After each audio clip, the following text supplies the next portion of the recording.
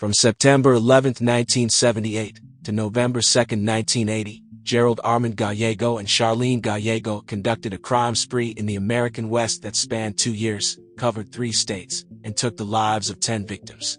Here is the unique and terrifying timeline of the love slave killers. Charlene Gallego was born Charlene Adele Williams near Sacramento, California, on October 10, 1956. Her father Charles was a respected entrepreneur who was the vice president of a supermarket chain. He and his wife Mercedes often traveled as part of their business life. Early school reports suggest Charlene was a quiet and shy child who had good attendance. Charlene's mother was hurt badly in a car accident. This was the reason she stopped traveling around with her husband. Charlene took over her mother's duties and would often travel with her father on business trips. It was there she was often praised by her father's clients for being an intelligent and well-spoken child. But by high school, Charlene was taking drugs and bragged to friends about a black lover. Charlene eventually married a young, wealthy man who was a heroin addict. He claimed that Charlene was obsessed with lesbian sex and begged him to have a threesome with her and a prostitute. She was also using a large number of drugs and didn't care about her appearance. Her first husband hated that Charlene's parents also intervened in their relationship, so the marriage failed and they got divorced. Charlene's next husband was a soldier who Charlene described as a mother's boy. She grew bored with him and they got divorced. Charlene then had an affair with a married man who soon ended the relationship after she asked if they could have sex with his wife. After the breakup, she attempted suicide but survived. It was not long after this that she met Gerald. Gerald Gallego was born on July 17, 1946. His mother and her numerous boyfriends had beaten him during his formative years, and when his mother became a prostitute, he was abused by some of her clients. He was often left hungry and dirty and was always pleading to be held and hugged. His natural father, who had played no part in his life, was executed for killing 2 policemen. Like Charlene, Gerald had failed as a lover and spouse and married numerous women but left them after they ran out of money. He also started sexually abusing his daughter. Charlene was sexually submissive. Sexual submission relies strongly on conversational power play. The submissive often indicates to the dominant party what he or she enjoys, so, in a way, it is the submissive that's in charge. Charlene was disliked in work for being too flirtatious with her male co-workers, but she wanted a man who would take charge and be dominant. Gerald appeared streetwise and very masterful. Within a week of meeting, the new couple had rented a house and moved in together. Gerald soon moved beyond flowers and chocolates, and Charlene accepted that he was more interested in his own sexual satisfaction. Charlene was fascinated by his machismo and was soon sharing in his illicit fantasies. After they had been living together for a few months, Gerald brought home a 16-year-old dancer, and they had a threesome together. He made sure that the 2 women only touched him and not each other. After he returned home from work, however, he found Charlene and the dancer in bed together. Enraged, he threw the girl out an open window, then hit Charlene. He then withheld sex from her, saying he had become impotent. In reality, though, he most likely found her unattractive, because she'd shown she wasn't fully dependent on him for sexual kicks. Gerald soon sodomized his now 14-year-old daughter and her friend, and he did so with Charlene's knowledge. It is unclear if she was in the room with them or just in the same apartment, but evidently she didn't find anything immoral in what Gerald had done. This suggests she had the lack of conscience found in a sociopath. With Gerald working as a bartender, Charlene suspected he was sleeping with his customers as he was now disinterested in her sexually. When the couple had been together for a year, he said that he needed a pair of love slaves to turn him on and asked Charlene to procure them. Some sources suggest she agreed because she saw his word as law and that she only wanted to please him. But no one is completely self-effacing, so it's more likely she wanted to satisfy her own strong lesbian desires and totally control a helplessly tied-up girl. Whatever her motivation, she agreed to lure teenage victims to their certain deaths. The missing of Sandra K. Butler. On June 26, 1978, Sandra called her mother at work asking for permission to walk to the Reno Rodeo. Reports say she walked to the Greenbury Shopping Center across the street from her apartment on her way to the rodeo. Her mother told her she could go, and Sandra was never seen again. Authorities considered her a runaway and did little to find her at first. Those that knew Sandra personally claimed that wasn't a possibility since she wasn't the type of girl to just run away. Because of this, her case didn't receive a lot of media attention or any attention at all besides family and friends. Eventually, Sandra's case was updated to a missing persons.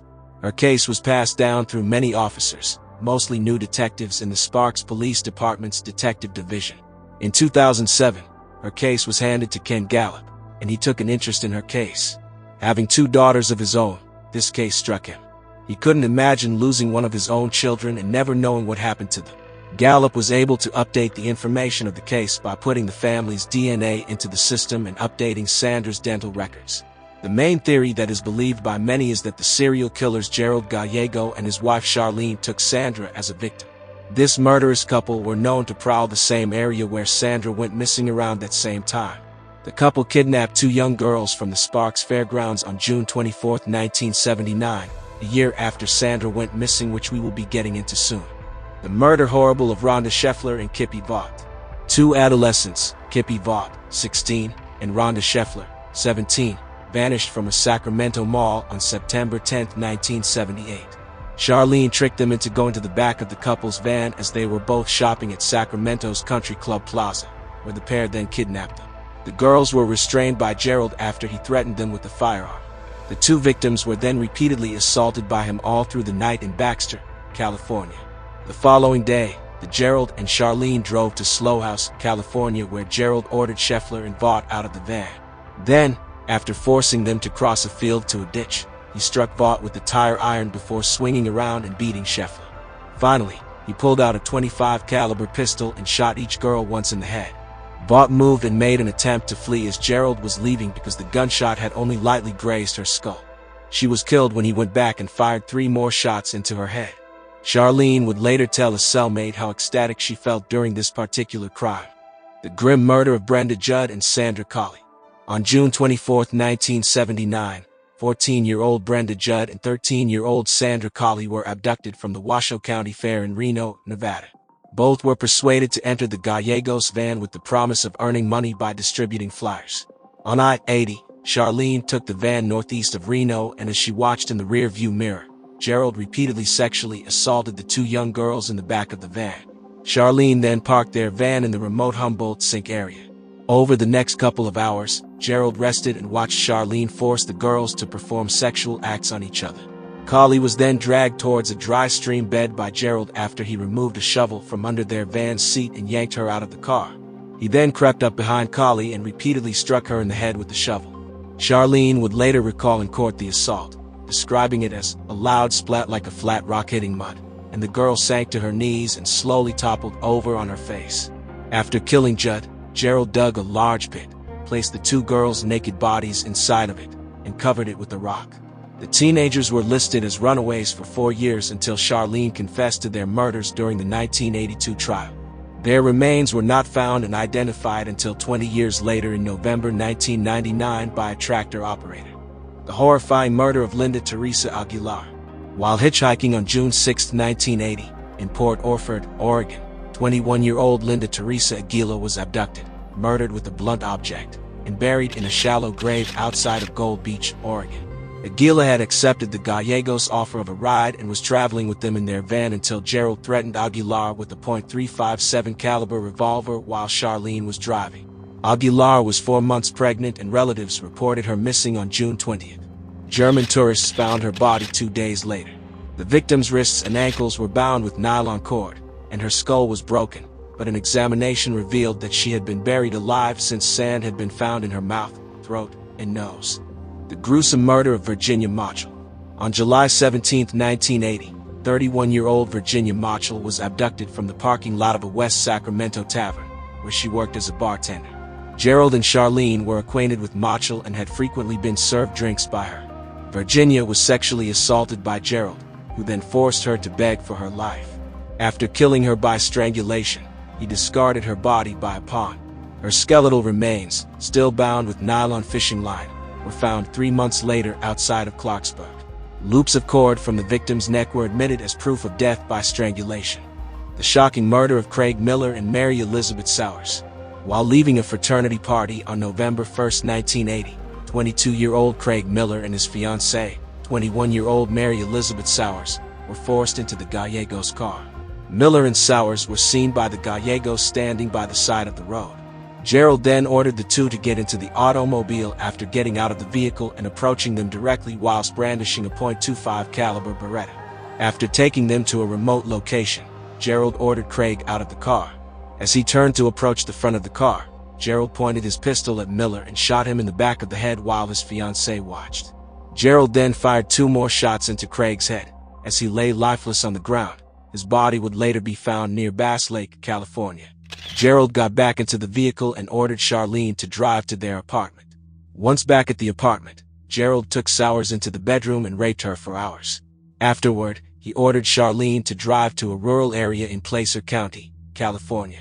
Once there, Gerald ordered Mary out of the car. He then shot her 3 times at point-blank range.